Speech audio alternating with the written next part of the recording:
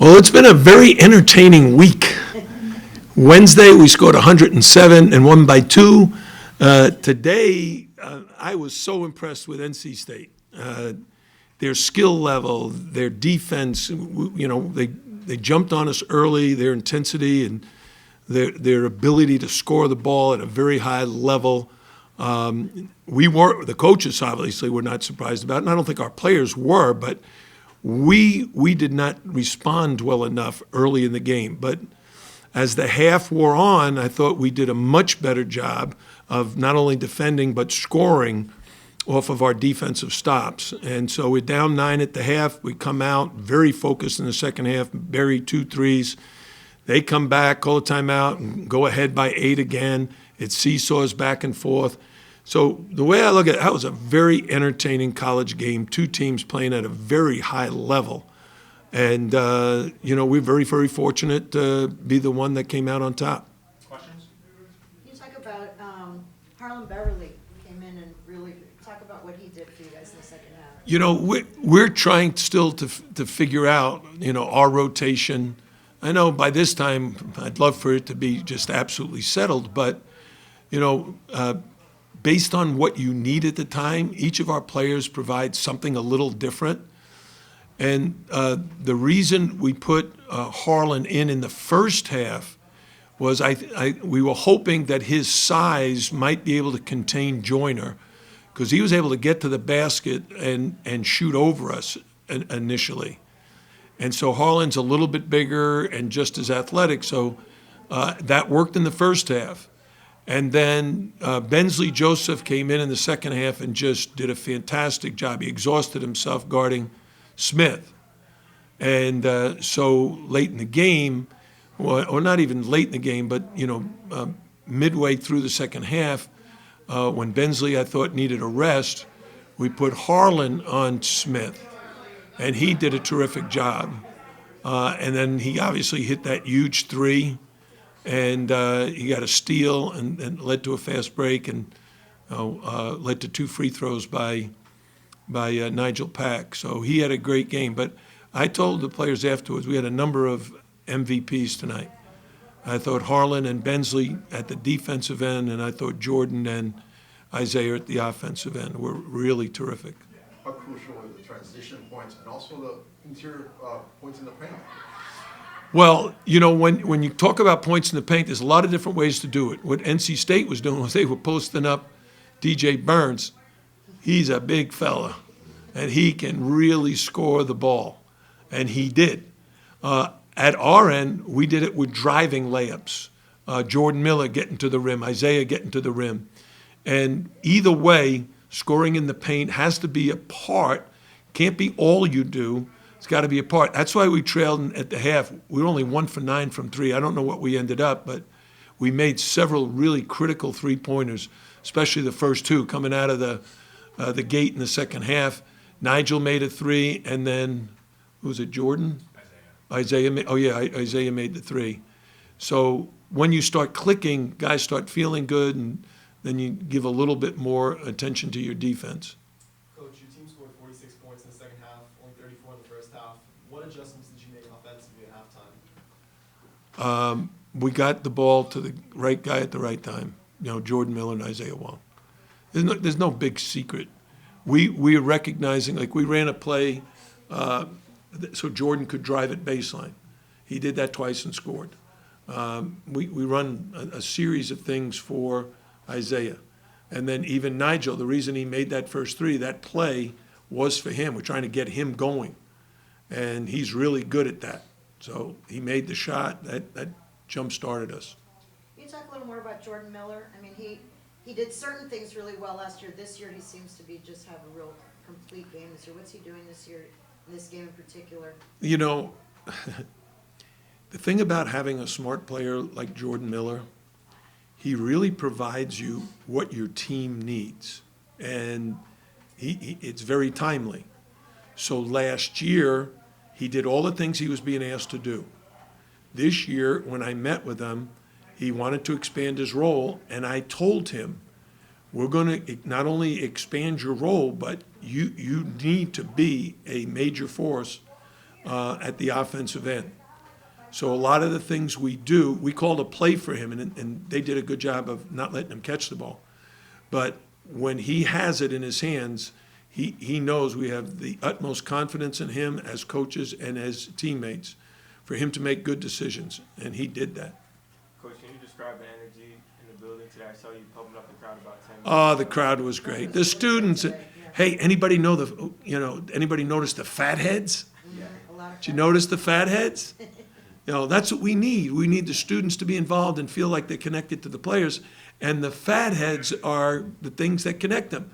Because when the players look over there and they see their picture, this gigantic head of Norshad or whoever else was out there, how many were out there? How many players had their big head out? There were at They least have one five. for every single player. Yeah. They had one for every single player. I didn't see them all, but I saw several. And that's what you call creating energy. Right? It gets the students connected. We are, as a basketball program, very inclusive. We met with Category 5 before the season, invited them to practice, and had chicken wings and pizza afterwards for them so that they realize and they know we value their presence at the game and their support for what we do. And we want to know we're going to support your efforts because, hey, that's what school spirit is. I said it one time, somebody got mad at me for saying it. I said, the things you remember most, and I want us to educate is the most important thing when you go to college, but the thing you remember most, a lot of times is not in the classroom. It's some event, it's some happening, it's something you did with your friends. In the classroom, you're there to study and get an education. And okay, you can say it's fun to learn. I love learning. But for most kids, they can't wait to get to the beach or go to a sporting event or watch a game on TV. And every once in a while, they might have a beer. So, that kind of spirit is really what every college athletic team wants. You want your fans to come out and cheer you on. It makes you feel like what you're doing is worthwhile. And our students and our fan base have been great. And I think it'll grow. I expect it to grow. We have some big games coming up. We've got Virginia, who's the number 3 ranked team in the country, coming in here in 10 days. A week from Tuesday. All right? So on the 20th of December, hopefully the word will get out. Hey, we need to support the Hurricanes basketball team. I want to follow up on that. How important was that in those moments where you guys closed to 2? I think 6 times in a row you closed to 2. How important was that energy to get you guys over that hump? Yeah, you can't do it without that.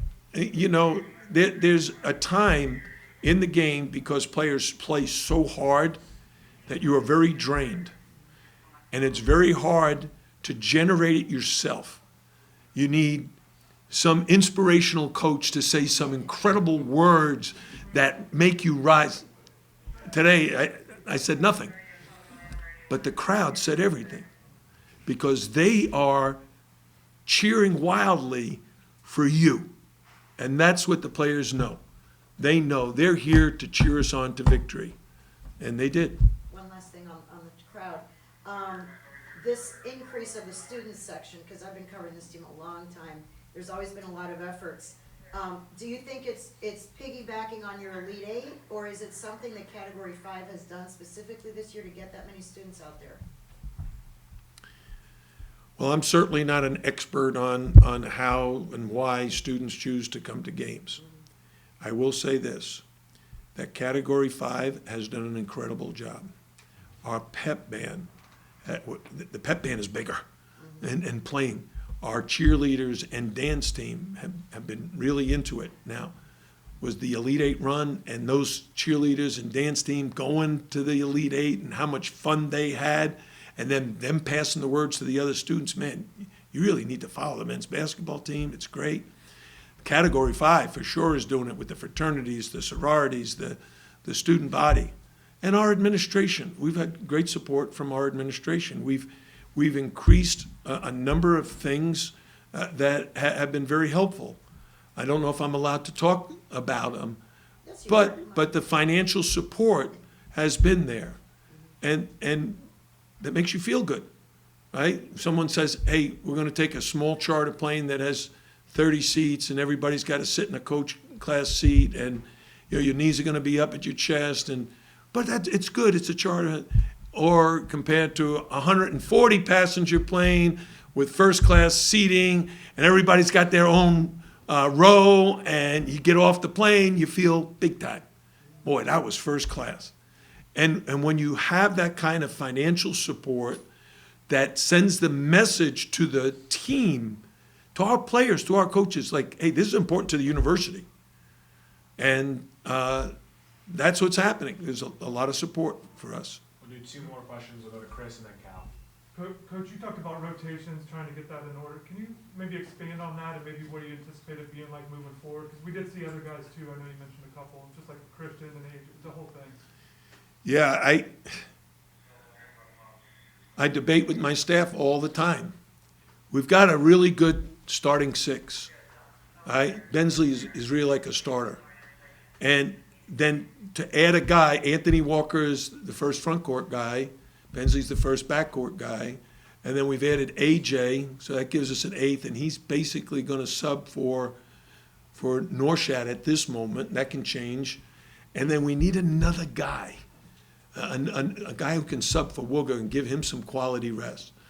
And I tried Chris tonight, and he did a nice job. I got no complaints with the minutes he played. But the game requires matchups. And when I decided in the second half, when we decided we were going to bring in Harlan, it was because in the first half, when I put him on Joyner, he did such a good job, probably in maybe 2 minutes of playing time. But those 2 minutes sent a message to me that, hey, he can guard that guy. And then in the second half, when we saw what Bensley was doing, denying and pressuring and keeping Terquavion from catching it easily, Benz was exhausting himself, so we decided, hey, we'll go with Harlan to now do that to him. And Isaiah over to Joyner. And thank goodness it worked. Last question from Cal. I want to ask about Joyner. 26 points, 16 in the second half. What were some of the problems that he was giving you, and why did you go to that? We held him to 26. I think he had 29 the other day. Yeah. We held him 3 points below his weekly average. No, he's a pro. He's like an NBA point guard. He's got toughness and ball skills and shooting ability, and he's a great player. He and Terquavion Smith, they're as good as it gets in college basketball at the 1-2. They both can play the 1, they both can play the 2, they both shoot threes, they're both great going to the basket. They're playing really hard at the defensive end of the floor. I told our guards, this is a guard's game. We need Nigel, Zay, Wooga, Bensley, turns out Harlan with the key, but they're guards. And you got to guard those guys or they're going to score. What did Smith have? 19. How He many? only had 3 in the second half. 19. He only had 3 in the Yeah. second half. Yeah, but he had 16 and a half, and they're good. I mean, I think in the next game they could do the same thing. They could have 25 and 20 or 30 and 30. I mean, that's how good they are. So, but it's hard to win in the ACC because you know what? Everybody is good. There are no easy games, and you got to play great. I watched them play Pittsburgh, and I thought Pittsburgh did a magnificent job on them.